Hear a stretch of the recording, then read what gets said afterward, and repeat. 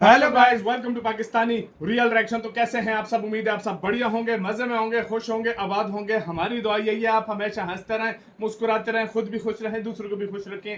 Channel पर new हैं, channel को सब्सक्राइब कर दें, बेल आइकन को प्रेस कर दें। मेरा नाम है मुदस्सिर, मैं हूं मुबशिर। सो गाइस, वही हुआ जिसका पहले दिन से मुझे था कि क्योंकि दोनों भारत के दोस्त देश हैं। भारत की ईरान में भी इन्वेस्टमेंट है, भारत की इजराइल में भी इन्वेस्टमेंट है। और मुझे लगा था कि भारत का मतलब भारत के सामने गुहार एक ना एक देश लगाएगा। ईरान ने लगा दी है। तो वीडियो का टाइटल है 24 घंटों के अंदर ईरान ने भारत को 10 लेटर लिखे, प्लीज भारत इजराइल को रोको। तो भाई साहब 10 लेटर भारत को रोके हैं कि भाई बीच में पढ़ो और इस मसले को शांत करो।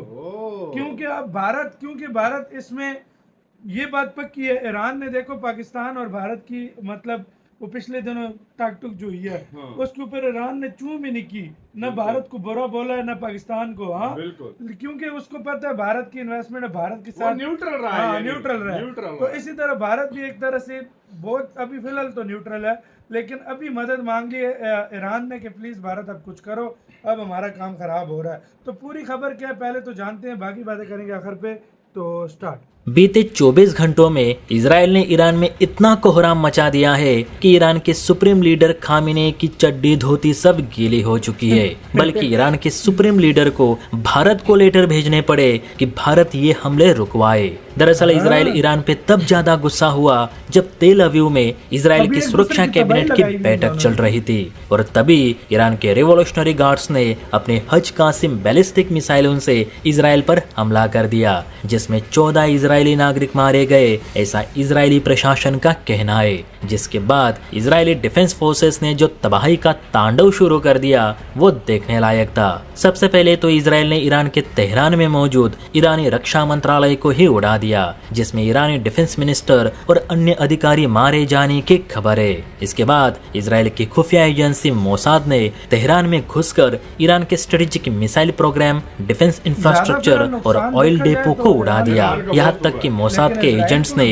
ईरानी साइंटिस्ट और ईरानी मिलिट्री के वरिष्ठ अधिकारियों को भी मौत के घाट उतारना शुरू कर दिया है, जिससे कि तेहरान में ईरानी सुरक्षा प्रणाली में 100% सेंध लग चुकी है। बल्कि इस समय तेहरान में हर तरफ अफरा तफरी का माहौल है, बम धमाकों की आवाजें सुनाई दे रही है, लोग तेहरान छोड़कर भाग रहे। ईरानी नेता और मिलिट्री अधिकारियों के घरों को आग लगाई जा रही है। मतलब बीते 24 घंटों में इजराइल ने अपनी वो स्टेटमेंट पूरी कर दिखाई जो नेतन्याहू ने ईरान के सुप्रीम लीडर के लिए जारी कर दी थी। देखिए, मैं इसी स्टेटमेंट की बात कर रहा हूँ जिसमें नेतन्याहू ने खामेनेई से ये कहा था कि अगर ईरान ने इजराइल पर हमले रोके नहीं तो इजराइल तेहरान को जला देगा। और देखिए, इजराइल ने तेहरान को जला ही दिया। फिलहाल खामेनेई को समझ नहीं आ रहा कि ये तबाही कैसे रोके, क्योंकि उन्हें ये लगता था कि वो इजराइल पर एक साथ 100 बैलिस्टिक मिसाइल्स दाग देंगे तो इजराइल डर कर पीछे हट जाएगा या फिर ईरान से भिड़ने की हिम्मत नहीं दिखाएगा। लेकिन ईरान के सुप्रीम लीडर को भी ये बात समझनी चाहिए थी कि जो देश पैदा होने से पहले ही संघर्ष करता आ रहा है, जिसने एक साथ कई देशों को हराया है, वो ईरान के मामूली मिसाइल हमलों से भला कैसे डरेगा। बल्कि डर तो अब खामेनेई को लग रहा है। इसलिए खामेनेई ने भारत, अमेरिका समेत मुस्लिम वर्ल्ड में बीते 24 घंटों में 10 लेटर भेज दिए हैं ताकि कोई तो ईरान इजराइल पर मध्यस्थता करके इजरायली हमलों को रोके।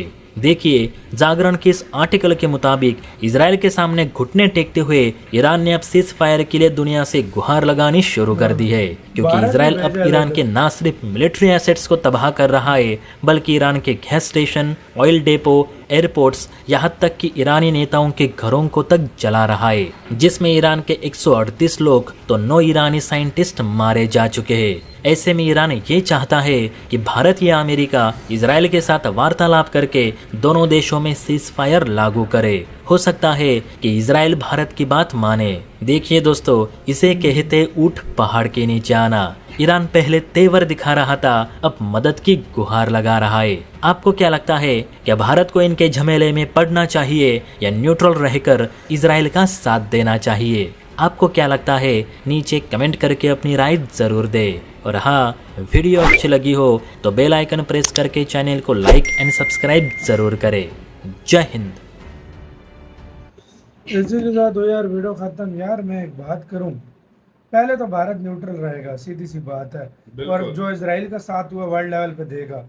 लेकिन अगर ज्यादा पंगा हुआ तो वाकई इसको सॉल्व करने वाला एक भारत ही है। भारत मुझे आप दुनिया में एक देश बता दो, अमेरिका पड़ा वो उसकी ईरान अमेरिका नहीं को सुनेगा, ईरान खुद बोल रहे हैं कि भाई तेरी वजह से हो रहा है लेकिन सारा वही कुछ। ना, वो हाँ, उसकी ईरान नहीं सुनेगा। बिल्कुल रूस पड़ा उसकी इसराइल नहीं सुनेगा। लाजमी बात है। चाइना पड़ा उसकी चाइना इजराइल नहीं पड़ेगा ही सुनेगा। नहीं, पड़ेगा ही नहीं। बिल्कुल वो ज्यादा से ज्यादा कंडेम कर देता है, साइड पे हट जाता है। इसको ऐसा देश रोक सकता है जिसकी दोनों के साथ बहुत दोनों के बनती है। साथ बनती है। इस टाइम दुनिया में भारत के अलावा दो कौन है? देश इस टाइम कर सकते हैं भाई, कौन? अगर देखा जाए। कौन? मुझे जो मेरे अकल के मुताबिक जो मुझे समझ आ रही है, बल्कि एक है यूएई, क्योंकि इजराइल के साथ भी अच्छे ताल्लुकात हैं उसके। मेरी मेरी बात सुनो ना, नहीं मैं तुम्हें भाई। बताता हूँ। सऊदी अरब भी हो सकता है सऊदी अरब के इसराइल के साथ है ही नहीं। यार, वो फिर है ताल्लुकात है नहीं, लेकिन फोन काल छाल तो हो जाती है भाई ना। भाई हाँ। वो नहीं कर सकते, वो लेकिन खुद डरे हुए लेकिन बैठे हैं। तीसरे नंबर पे इंडिया, हाँ। जो उसके सबसे ज्यादा चांसेस है, सबसे क्योंकि वो ज्यादा इंडिया कर चांसेस सकता है। इंडिया के हैं। सबसे ज्यादा। सऊदी अरब खुद उसकी मतलब डरा हुआ बैठा है, सीधी सी मैं बात बिल्कुल। करूंगा।